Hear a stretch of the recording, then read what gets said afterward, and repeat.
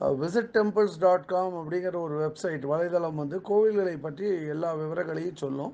அந்த கோவிலுக்கு எப்படி சென்றடையலாங்கிறதுக்கு ஒரு கூகுள் வரைபடம் கொடுத்துருக்கோம். அது தவிர வானிலை அறிக்கை எங்கே போகிறதுக்கு ஏற்ற தருணத்தை வந்து காட்டும்.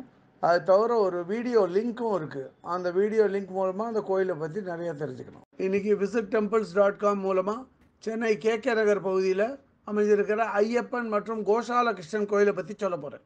1993-94 வருஷம் இந்த கோயில் வந்து சின்ன முறையில் ஆரம்பிக்கப்பட்டது. கோயிலோட மூலஸ்தானம், கோயிலோட மெயின் நுழைவாயில் எல்லாமே வந்து மேற்கு நோக்கி அமைஞ்சிருக்கு. மூலஸ்தானம் மற்றும் பிற சன்னதிகள் எல்லாமே வந்து கருப்பு வர்ண கல்லால் ரொம்ப பிரமாதமாக கட்டியிருக்கா. வந்து ஐயப்பன் சன்னதி வந்து வழக்கம் போல் 18 படிக்கு மேலே இல்லாமல் ஒரு 5-6 படியில் வந்து மூலவர் சன்னதி அமைஞ்சிருக்கு. மூலவரான ஐயப்பன் வந்து வீற்றிருக்கும் நிலையில் காணப்படுறார். கோஷால கிருஷ்ணனும் சுவாமி ஐயப்பன் மாதிரி மேற்கு நோக்கி தான் இருக்கார். அந்த கோஷால கிருஷ்ணன் சன்னதியை சுற்றி இருக்கிற தூண்கள் எல்லாத்துலேயுமே தசாவதாரத்தோட அது விக்கிரகங்கள் ரொம்ப அருமையாக அமைச்சிருக்கான். இந்த கோயிலில் அமைஞ்சிருக்கிற பிற சன்னதிகள், அதாவது கணபதி சன்னதி மற்றும் பகவதி அம்மன் சன்னதி, இது வந்து கிருஷ்ணர் சன்னதி போல் இல்லாமல் இது வந்து கிழக்கு நோக்கி இந்த சன்னதிகள் அமைஞ்சிருக்கு. இந்த கோயிலில் இருக்கிற எல்லா சன்னதிகளுமே வந்து கருப்பு வர்ண கல்லால் கட்டியிருக்கா. ரொம்ப அழகாக இருக்குது.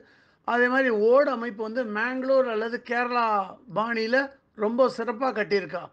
மூலஸ்தானம் மற்றும் பிற சன்னதிகளோட நுழைவாயில் மற்றும் விக்கிரகங்கள் மேலே எங்கெல்லாம் தேவையோ அங்கெல்லாம் வந்து தங்கம் மற்றும் வெள்ளி முலாம் அந்த கவசங்கள் ரொம்ப அருமையாக இருக்குது பார்க்குறதுக்கு. அதே மாதிரி இந்த கோயிலில் வந்து துலாபார வசதி இருக்குது. எல்லா இடத்துலையும் நம்ம வந்து தேங்காய் வந்து பக்தர்கள் உடைக்க முடியாது. தேங்காய் உடைக்கிறதுக்கு பிரத்யேகமாக அவளே ஒரு இடத்த நிறுவியிருக்கா. ஆங்கிலத்தில் டெம்பிள் கிச்சன்னு சொல்கிற மடப்பள்ளி இங்கே இருக்குது. மடப்பள்ளி இருக்கிறதுனால டைனிங் ஹாலும் இருக்குது. இங்கேயே வந்து பக்தர்கள் உட்கார்ந்து சாப்பிடும் விதமாக அமைச்சிருக்கா. சுமார் 100 பேர் அமரக்கூடிய 2 மினி ஹால் இந்த கோயிலுக்கு இருக்குது. அதற்கான பிரத்யேக தொகையை வந்து செலுத்திட்டு நம்ம வந்து குடும்ப சுப நிகழ்ச்சிகள் அங்கே நடத்தலாம்.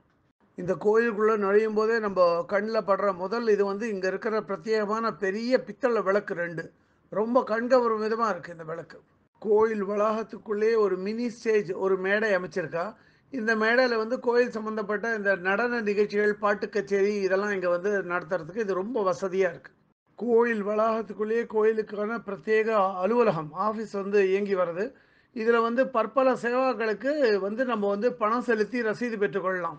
இந்த கோயில் நிர்வாகத்தை நிர்வகித்து வரும் மேலாளரோட பேர் டிசி நந்தகுமார். டொனேஷன் மற்றும் பிற காரணங்களுக்காக அவரை தொடர்பு கொள்ளணும்னா அவரோட 9500091367 மொபைலில் தொடர்பு கொள்ளலாம். இந்த கோயிலுக்கான தனியான ஒரு மதில் சுவரும் கிரில் கேட்டும் இருக்குது. கோயில் மொத்தமுமே வந்து சிசிடிவியால் வந்து பாதுகாக்கப்பட்டிருக்கு. இந்த கோயிலோட சிறப்பு என்ன அப்படின்னா, இந்த கோயில் கேகே நகர் பகுதியில் அமைஞ்சிருந்தாலும் கேகே நகர் பகுதி மட்டும் இல்லாத சென்னையோட பிற பகுதி மக்களும் இங்கே வந்து சுவாமி ஐயப்பனுக்கு வேண்டி மாலை போட்டுண்டு இருமுடி கட்டிக்கிறது இந்த கோயிலோட தனிச்சிறப்பு. இந்த ஐயப்பன் மற்றும் கோஷால கிருஷ்ணன் கோயிலை மிகவும் திறம்பட நிர்வகிக்கும் ஐயப்பன் சத் சங்கத்திற்கு நமது பாராட்டுதல்கள். இதுவரை இந்த காணொலியை கண்டும் கேட்டும் மகிழ்ந்த பக்தர்களுக்கு visittemples.com சார்பாக ராகவாச்சாரியின் நன்றிகள்.